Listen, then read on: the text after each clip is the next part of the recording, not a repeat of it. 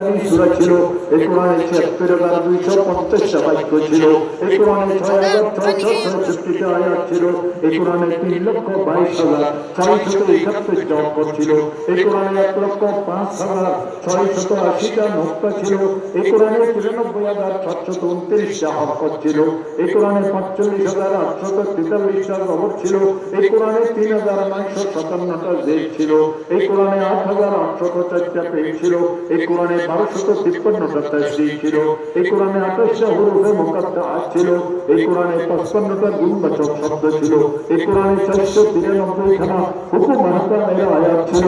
যেই থেকে কোরআন নাযিল হয়েছে আজ পর্যন্ত সেই কোরআন নুক্তা নিয়ে যে জবর পেশ নিয়ে ওই অবস্থাতে আছে, এই ঘোষণা দিয়ে আছে ইন্না নাহনু নাযালনা যিকরা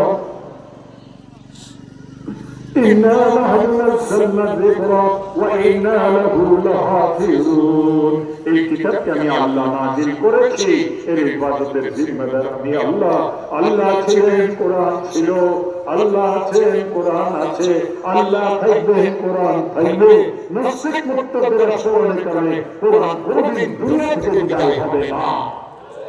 ও আমার প্রিয় ভাইরা, আরো কিছু কুলাঙ্গার এই দেশেও আছে যারা আমার মাহবুব নবী জনাবে মুহাম্মদ রাসূলুল্লাহ সাল্লাল্লাহু আলাইহি ওয়াসাল্লাম নামে কটূক্তিও করে।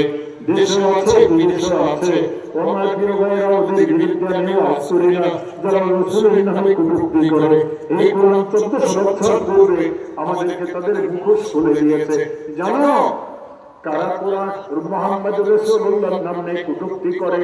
বিসমিল্লাহির রহমানির রহিম। ওয়ালা তুতি কুল্লা খাল্লাফিন মাহিন হাম্মাযিন মাশাইন বিনামিন মান্নাইন লিল খায়রি মুতাদিন আযীম উতুল্লিন বা'দা যালিকা যানিম।